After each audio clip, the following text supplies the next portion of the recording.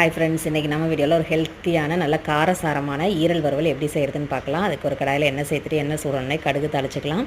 சின்ன வெங்காயம் கட் பண்ணி உள்ளே சேர்த்துக்கலாம். கொஞ்சம் நிறையா சேர்த்தா டேஸ்ட் நல்லாயிருக்கும். 2 மிளகாய், கொஞ்சம் கருவேப்பிலை சேர்த்து வதக்கி விட்டுடலாம். இது கூடயே இஞ்சி பூண்டு பேஸ்ட் 1 டேபிள் ஸ்பூன் சேர்த்து பச்சை வாசனை போகிற அளவுக்கு வதக்கிக்கோங்க.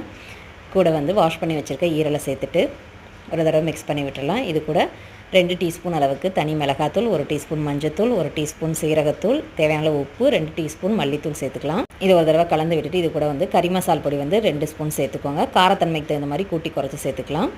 இதை நல்லா மிக்ஸ் பண்ணிவிட்டு தேவையான அளவு தண்ணி சேர்த்து ஒரு 10லேருந்து 15 நிமிஷம் தான் வேகணும். அதுக்குள்ளேயே ஈரல் வெந்துடும். ரொம்ப நேரம் வெந்துச்சு அப்படின்னா ரொம்ப ஹார்டாகிடும். ஒரு 5 நிமிஷம் கழித்து நம்ம கரம் மசாலா 1/2 டீஸ்பூனும் 2 டீஸ்பூன் மிளகுத்தூளும் சேர்த்து நல்லா வதக்கி விட்டுறலாம்.